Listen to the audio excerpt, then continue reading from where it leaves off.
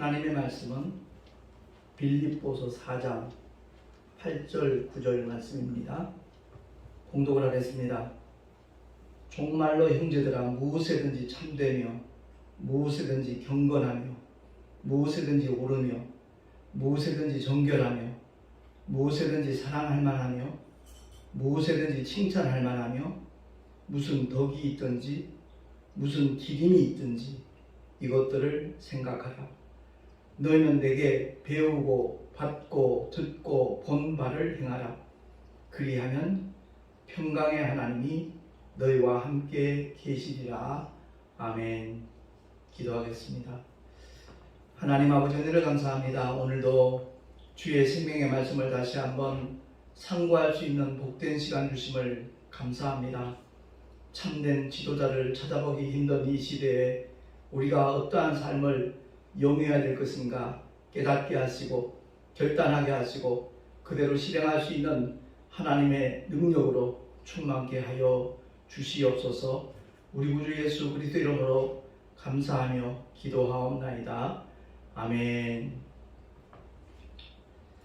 스승의 날 즈음에서 설문조사에 의하면 현직 교사들 중에 80%가 이직을 하고 싶다라는 통계가 나왔다는 겁니다. 그만큼 교권이 무너지고 또 선생님들의 위상이 추락한 결과이기도 하지만 스승을 대하는 학생들의 그 자세, 마음가짐 거기에도 큰 문제가 있지 않겠나 이런 생각을 갖게 됩니다. 주님이 마태복음 23장 중에서 미리 말씀하시기를 제가 1절에서 10절까지 봉독을 해보겠습니다. 이에 예수께서 무리와 제자들에게 말씀하여 가라사대 서기관들과 바리새인들이 모세의 자리에 앉았으니 그러므로 무엇이든지 저희의 말하는 바는 행하고 지키되 저희의 하는 행위는 본받지 말라. 저희는 말만 하고 행치 아니하며 또 무거운 짐을 묶어 사람의 어깨에 지우되 자기는 이것을 한 손가락으로도 움직이려 하지 아니하며 저희 모든 행위를 사람에게 보이고자 하여 하나니 곧 그 차는 경문을 넓게 하며 옷수를 크게 하고 잔치의 상석과 회당의 상좌와 시장에서 문안받는 것과 사람에게 랍비라 칭함을 받는 것을 좋아하느니라. 그러나 너희는 랍비라 칭함을 받지 말라. 너희 선생은 하나요 너희는 다 형제니라. 땅에 있는 자를 아비라 하지 말라. 너희 아버지는 하나이시니 곧 하늘에 계신 자신이라. 또한 지도자라 칭함을 받지 말라. 너희 지도자는 하나이니 곧 그리스도니라. 아멘. 그렇습니다. 오늘날 현대교회 목회자들에 대하여 우리 주님이 미리 예언하시며 경고하신 메시지가 아니겠는가 하는 그런 생각을 갖게 됩니다. 가르치기는 잘하는데 정작 본인은 가르치는 그 메시지와 상관없는 그러한 삶을 살고 있는 목회자들이 바로 여기에 해당되는 사람이겠죠. 유대인들이 가장 존경하는 믿음의 인물 중 한 사람이 바로 모세거든요. 시내산에서 하나님의 율법을 받아서 이스라엘 백성들에게 공포한 그 하나님의 종이잖아요. 근데 2000년 전 그 당시에 서기관들과 바리새인들이 모세의 자리에 앉았다라고 주님이 지적을 해주십니다. 그러니까 무엇이든지 저희의 말하는 것은 행하고 지켜라. 그들의 입술 중에서 증거되는 것은 율법이니까 모세를 통하여 하나님이 허락하신 그 말씀이니까 그대로 지키되 행하되 저희의 하는 행위는 본받지 말라라고 주님이 질책을 하시지요. 마태복음 23장은 소위 저주장이라고 말합니다. 외식하는 서기관들과 바리새인들이요 이렇게 주님이 계속해서 책망하고 질책하는 메시지가 열거되고 있거든요. 그렇습니다. 우리의 삶이 믿음과 일치되지 아니하면 그 자체가 모순이 되는 것이고 그 복음의 걸림돌이 될 수밖에 없다는 것을 아마 누구나 다 느끼고 있을 겁니다. 언제나 뭐 그런 말씀을 드린 것이 생각이 나는데 제가 택시 전도를 시작하고 난 다음에 손님들 가운데 한 3분의 1 정도는 예전에 교회를 열심히 다녔다는 거죠. 그러나 현재는 아니라는 겁니다. 더더구나 안티크리스찬이 됐다는 거죠. 자기가 다니던 교회 목사님과 장로님들을 힐난하기 시작하는데 참 듣기가 민망할 정도로 아주 거칠게 신랄하게 막 욕하더라고요. 저도 목회자니까 처음엔 듣기가 참 쉽지 않았었는데 기도할 때마다 주님이 귀담아 듣기를 요구하셔서 거의 3년 가까이 들었습니다. 그 내용들을 종합 발췌해서 그들은 왜 교회를 떠났는가, 그들이 다시 교회로 돌아올 수 있도록 믿음을 회복할 수 있도록 하기 위해서 오늘날 교회는 어떻게 해야 될 것인가, 목회자들은 어떻게 해야 될 것인가, 그런 내용으로 제가 이제 목회자 사모신문에 처음 기고를 했었습니다. 그게 계기가 되어서 지금까지 계속 목회자 사모신문에 이제 제 사역이 소개되고 있습니다만 아무튼 안타깝죠. 정말 하나님의 뜻을 이루기 위해서 주의 생명의 복음을 증거하기 위하여 일생을 바친 사람들이 목회자들인데 그들 때문에 오히려 교회를 떠나가게 되고 하나님의 역사가 회방된다면 그것보다 더 안타까운 일은 없고 그보다 더 불행한 일은 없을 것입니다. 주님이 마태복음 23장 15절 이하에 이와 같이 말씀합니다. 화 있을진저 외식하는 서기관들과 바리새인들이요, 너희는 교인 하나를 얻기 위하여 바다와 육지를 두루 다니다가 생기면 너희보다 배나 더 지옥 자식이 되게 하는도다 라고 말씀하시면서 정말 소경된 인도자다. 너희가 말하는 누구든지 성전으로 맹세하면 아무 없지만 성전의 금으로 맹세하면 지킬지다. 그렇게 가르치는도다. 우맹이요 소경들이요 어느 것이 크뇨? 그 금이냐 금을 거룩하게 하는 성전이냐. 또 너희가 이르되 누구든지 제단으로 맹세하면 아무 일 없거니와 그 위에 있는 예물로 맹세하면 지킬지라 하는도다. 소경들이요 어느 것이 크뇨? 그 예물이냐 예물을 거룩하게 하는 제단이냐 라고 주님이 질책을 하고 계시죠. 그렇습니다. 교인 하나 더 늘리기 위해서 여러 가지 프로그램들을 하잖아요.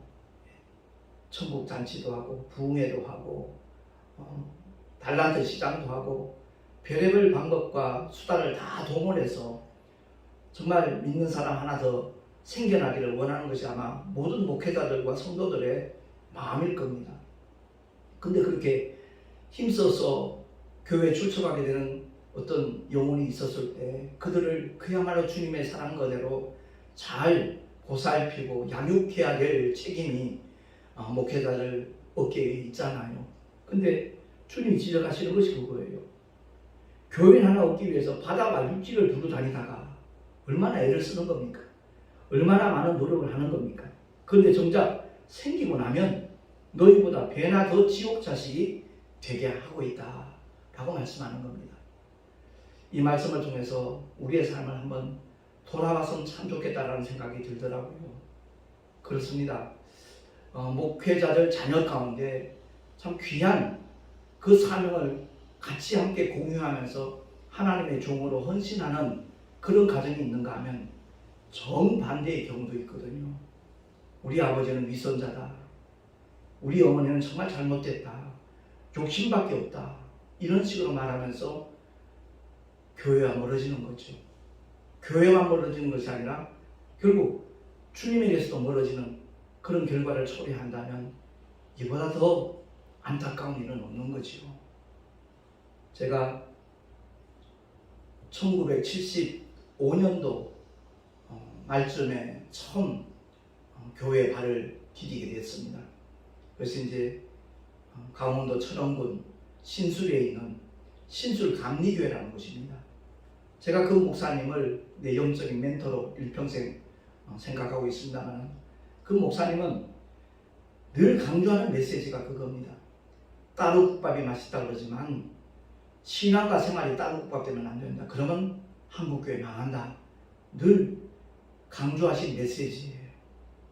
제가 한 2년 가까이 군 생활을 하면서, 물론 1년 6개월 정도는 교회와 상관없는 그런 어려운 시간들이 있었지만, 신앙생활을 시작하고 난 다음에 정말 하나님의 은혜를 깨닫고 얼마나 감사했는지 모릅니다.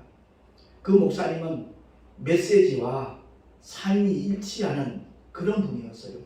오늘 본문의 사도 바울이 정말 당당하게 자신있게 꺼리낌 없이 선포할 수 있었던 것은 바로 이 메시지잖아요.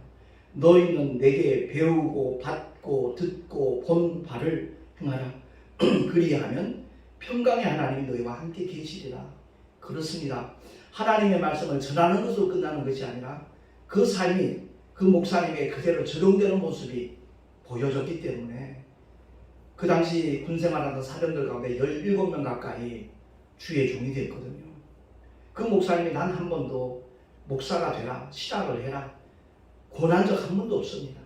다만 그 목사님의 삶 자체가 모든 사병들이 볼 때, 또한 모든 성도들이 볼 때 그야말로 주님을 닮은 모습이다 라고 느꼈기 때문에 감동을 받아서 어느 시대나 어느 때나 어느 장소나 저와 같은 목사님은 더 필요하지 않겠는가 하는 마음이 심령 속에서 불일듯 일어나니까 저 역시도 그래서 그 당시에 하나님 앞에 주의 종이 되겠노라고 서원을 했거든요. 아는 것 아무것도 없지만, 아무런 경험도 없었지만 정말 순수한 마음으로 주님 앞에 고백을 했고, 지금 현재 하나님의 종으로 이렇게 쓰임받고 있는 것, 주님의 크신 은혜라는 것을 고백하지 않을 수가 없는 겁니다. 제가 그렇게 될 수 있었던 것은 앞서가는 목사님이, 선배 믿음의 사람이 그와 같은 삶을 보였기 때문에 성령 하나님의 감동을 따라서 신학을 공부하고 개척을 하고 목회를 하는 그런 결과가 나타날 수 있었던 거죠. 제가 그 당시 군생활 할 때 3개월 고참면 군대 용어로 그럽니다. 하나님 다음이라고 그러죠. 김행태 병장, 정준호 병장, 그 두 분이 저보다 이제 석 달 고참이었어요. 정말 무섭고 어려운 상대여야 됩니다.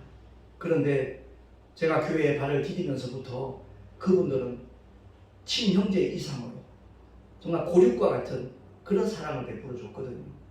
물론 지금 현재 김행태 병장님은 모스크바 선교사로 가신 지 20년 이상 된 걸로 알고 있습니다. 언제 기회가 되면 참 만나봤으면 좋겠다 간절한 마음이 있습니다만, 정준호 목사님 역시도 지금 어디 지역에서 목회를 하고 있죠. 그와 같은 하나님의 역사가 나타나게 된 것은 주님의 말씀과 동행하는 믿음의 종이었기 때문에 그 리승수 목사님을 통해서 그와 같은 하나님의 역사가 진행이 되었다는 것을 너무나 잘 알고 있습니다. 그 목사님이 신술 감리교회에 부임하게 된 그 과정을 보면 정말 우리의 마음을 얼마나 뜨겁게 만드는지 모릅니다. 그건 다름이 아니라 신술 감리교회에 오시기 한 5, 6년 전에 연무대 제1감리교회에 파송을 받은 거죠. 감리교단은 감리사에서 이렇게 파송제도이거든요. 그래서 파송을 받고 짐을 바리바리 싸고 화물차 2대로 이렇게 이삿짐을 싣고 연무대까지 가셨습니다. 근데 도착을 하고 난 다음에 도착할 무렵이 그 저녁 무렵이에요. 한 오후 한 5시 해가 질 무렵에 도착을 했는데 그 교회 장로님들과 권사님, 집사님들이 가로막는 겁니다. 짐 풀지 마십시오. 저희는 목사님을 옳지 않습니다. 이유인지도 단 하나입니다. 식구가 많다는 거죠. 7 식구를 어떻게 우리 교회에서 그 부양을 책임질 수 있겠는가, 그 생각이 아마 앞섰던 모양입니다. 목사님 사모님 외에 5 자매가 있으니까, 자녀들이 있으니까 그것 때문에 거부한 겁니다. 그 목사님께서 그 현장에서 감리사님에게 전화를 드린 거지요. 감리사님 지시한 대로 이렇게 연무대에 도착을 했는데 여기 재직들이 거부를 하고 있습니다. 짐을 풀지 못하게 하고 있으니까 어떻게 하면 좋겠습니까? 여쭙지요. 그때 감리사님이 잠시 고심하더니 혹시 강원도 산골도 좋습니까? 라고 물으시더랍니다. 예, 어디든 좋습니다. 아골골짜기라도 가겠습니다. 라고 답변을 하신 거죠. 그래서 연무대에서 강원도 철원군 신수리까지 그 당시 한 7시간 가까이 걸렸다 그래요. 그 화물차 2대 이제 가족들이 몸을 싣고 저녁 시간에 출발했으니까 새벽 1~2시에 아마 도착을 한 모양이에요. 가는데 보니까 뭐 3사단 사단 마크가 백골이잖아요. 해골 그림이 있고 뼈다귀가 2개 이렇게 밑에 받쳐져 있는 그 군부대 표지판을 봤을 때는 아마 그 목사님 심정에 정말 그랬었을 것 같아요. 정말 아골골짜기구나 이런 마음이 드셨겠죠. 다섯 자녀와 함께 목사님과 사모님이 신술감리교회 짐을 풀었는데 할머니 5분이 계시더래요. 할머니 권사님 집사님들이 정말 연세 많으신 노인들만 있고 젊은 사람은 한 명도 없었다는 거죠. 물론 어떤 생활 대책도 없는 거죠. 고작 해야 성미 정도 이렇게 드릴 수 있는 그런 형편이었으니까. 그럼에도 불구하고 그 목사님 가족들은 그곳에 이제 짐을 풀고 목사님 사모님 직접 그 교회 앞마당에 텃밭을 갖고 가지고 채소 같은 것을 직접 이렇게 자급자족하는 그런 삶이 시작된 겁니다. 근데 하나님의 놀라운 역사가 그 목사님 가정을 통해서 나타나는 거죠. 어떤 상황 속에서도 불평하지 아니하고 오히려 감사하는 마음으로 하나님의 인도하심을 간절히 사모했던 그 목사님 가정이었기에 신술감리교회라는 정말 열악한 지역에 도착했어도 하나님 앞에 감사의 예배를 드리고 이제 목회가 시작된 거지요. 그 목사님 메시지가 많은 사람들의 마음을 움직이기 시작한 겁니다. 그래서 불과 5년이 채 못 돼가지고 교회를 다시 더 건축을 해야 할 만큼 부흥이 된 거죠. 그 즈음에 제가 신술감리교회에 발을 디디게 됐던 겁니다. 군생활하면서 중대장님하고의 사이가 굉장히 불편하게 돼가지고, 왜냐하면 좀 하나님 은혜 가운데 제 외삼촌이 그 당시 사단장하고 친구였기 때문에 엄청 고생하고 있다는 얘기를 제 외삼촌이 듣고 일종의 청탁이라고 할 수 있겠죠. 직업으로 말한다면.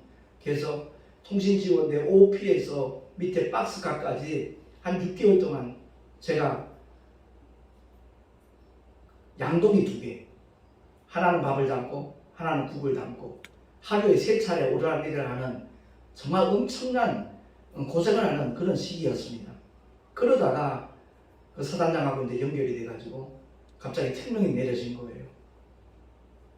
저를 PX 관리 사령으로 이렇게 보직을 바꿔준 겁니다. 그래서 제가 군생활 1년 반은 너무너무 편하게 신앙생활을 할 수 있도록 하나님이 인도하셨는데, 그 당시 그 PX 관리를 하는 책임자가 인사계장이었어요. 고상사님이라는 분인데, 근데 권대입이 그 중대장하고 사이가 너무 안 좋은 거예요. 다른 이유 없습니다. 그 PX의 모든 이권을 인사계장이 전부 다 독식을 하는 겁니다. 중대장님한테 챙겨주는 게 하나도 없었던 거예요. 그렇다고 자기보다 10수년 나이가 많은 인사계장한테 중대장이 대놓고 뭐라고 말할 수 없으니까 그 권대위는 그 당시 PX에 이제 당구대가 3대 있었거든요. 제가 그것까지 관리를 하면서 이제 PX를 운영하는 거니까 부하 장교들하고 아니면 부사관들하고 당구를 치면서 이제 돈 내기 당구를 치는 거예요. 본인이 딴 건 괜찮아요. 근데 본인이 잃기 시작하면 대놓고 욕을 하는 겁니다. 새끼하고 개는 같이 다니면 안 되거든요. 개 욕을 하면서 저를 가리키는 겁니다. 저놈 때문에 재수가 없어서 당구가 안 된다는 식으로 인격적인 그런 모독을 하는 겁니다. 대놓고 모멸감을 그냥 퍼붓는 겁니다. 그래서 제가 군대에서 보장되는 게 종교의 자유잖아요. 그래서 제가 선택한 것이 교회를 가야겠다. 주일만이라도 저 중대장하고 마주치는 일이 없어야 되겠다 라는 생각을 가지고 그 당시 이제 김행태 상병과 정준호 상병 그 두 분 고참에게 그 얘기를 한 거예요. 저도 혹시 교회 따라가도 되겠습니까? 그랬더니 정말이냐고 그러면서 그냥 나를 부둥켜 안는 거예요. 잘 생각했다고. 그때부터 제가 신앙생활 아닌 신앙생활이 시작된 거죠. 중대장 얼굴 피하려고 선택한 임시 도피처가 내 영혼의 영원한 피난처가 된 것입니다. 그러니까 신술감리교회 가보니까 민간인들로 거의 다 자리를 꽉 차지하고 있는데 성가대 보니까 정말 아리따운 아가씨들이 성가대원으로 또 섬기고 있더라고요. 그래서 제가 원래 노래를 좋아하고 음악을 잘하는 편이니까 나도 성가대 좀 앉아서 같이 활동할 수 있겠냐 할 때 대환영을 하는 겁니다. 그래서 교회 나간 지 한 달도 안 돼가지고 성가대원으로 이렇게 동참하는 그런 은혜까지 경험을 했습니다.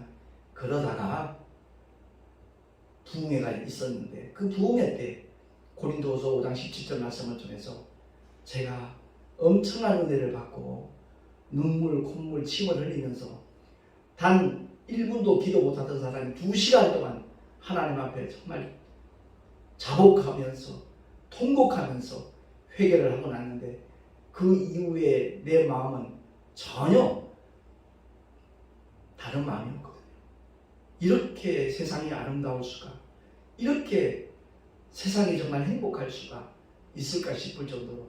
그래서 제가 제대할 무렵에는 한 30명 정도 사병들을 인솔해서 주일날 교회에 갈 만큼 하나님이 역사를 해주셨습니다.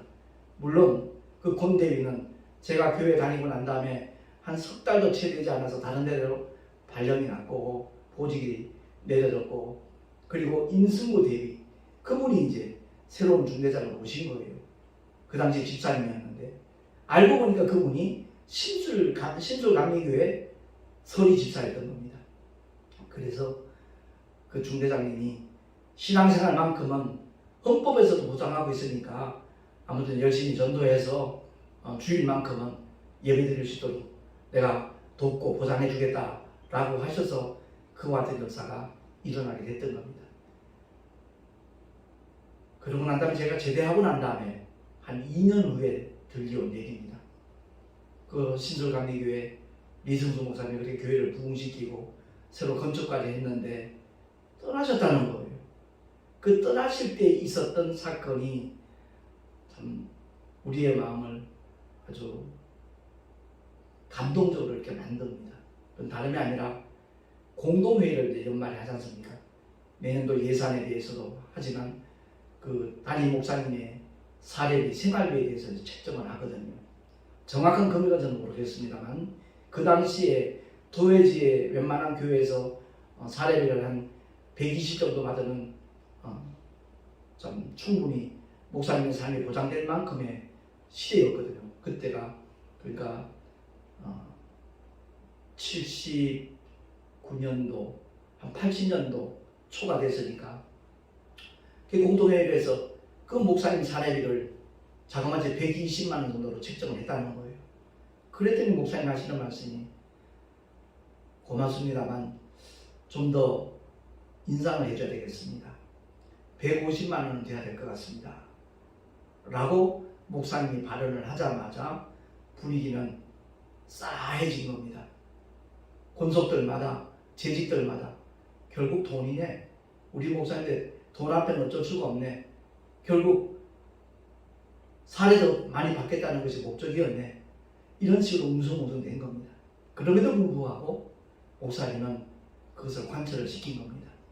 관철되고 난 다음에 그 다음 주일부터 예배에 참석하는 성도들의 그 표정과 그 모습은 딴판인 거죠.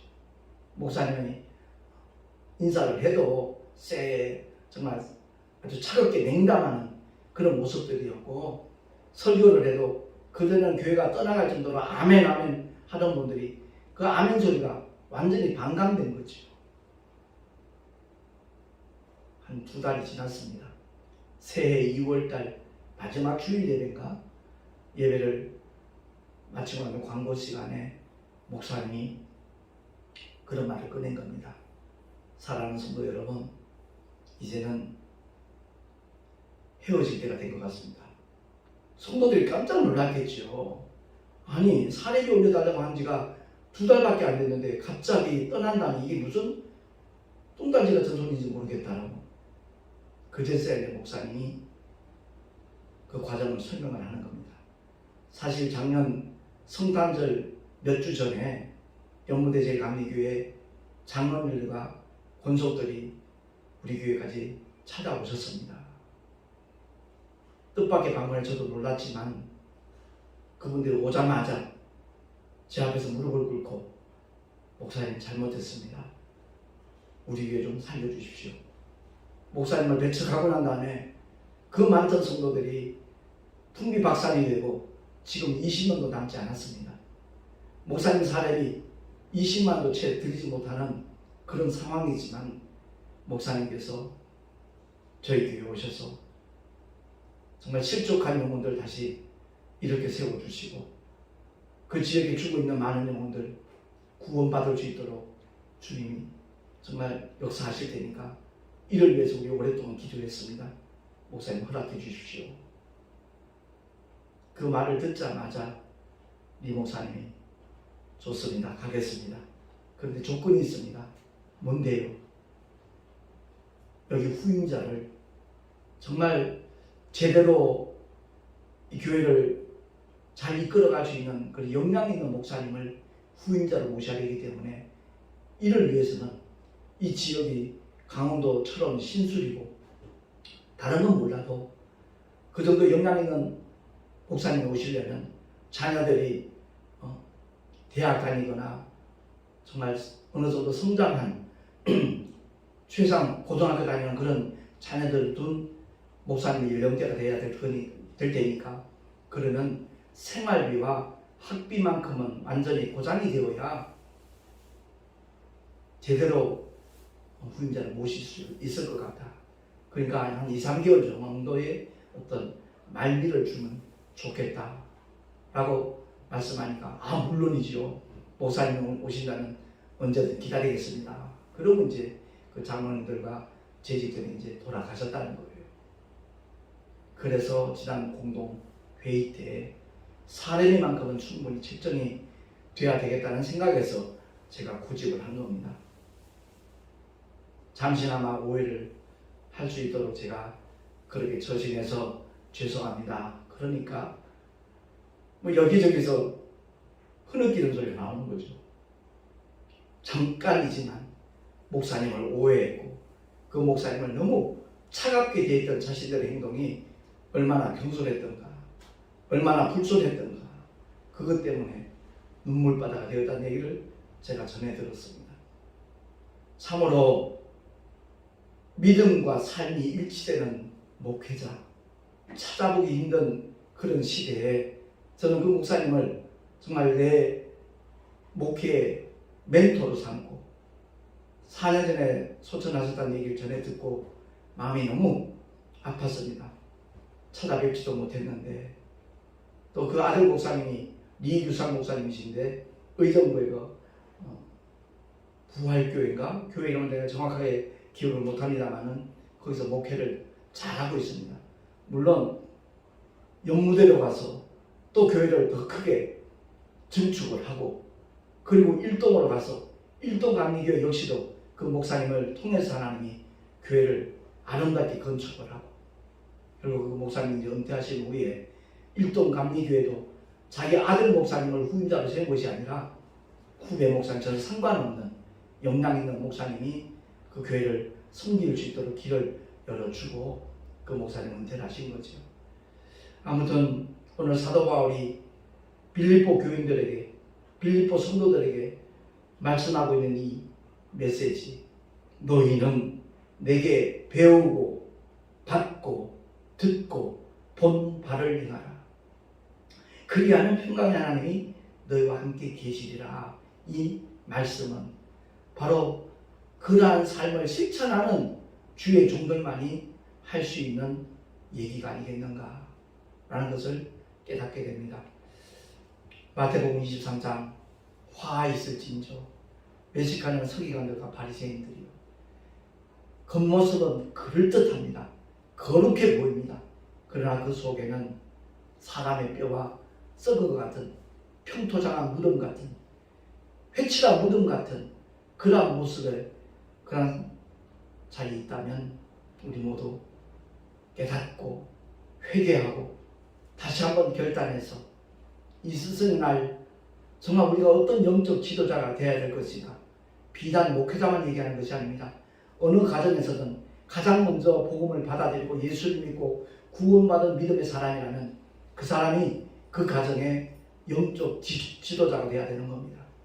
아무쪼록 오늘 스승의 날 다시 한번 우리의 삶을 돌아보면서 앞으로 우리가 행할 길이 어떠해야 될 것인가, 어느 방향으로 나아가야 될 것인가 우리 모두 결단하여서 그날에 주님 앞에 인정받고 칭찬받고 환영받고 멸류관 받아서 주 있는 하나님의 사람들이 될 수 있기를 예수 이름으로 축원합니다.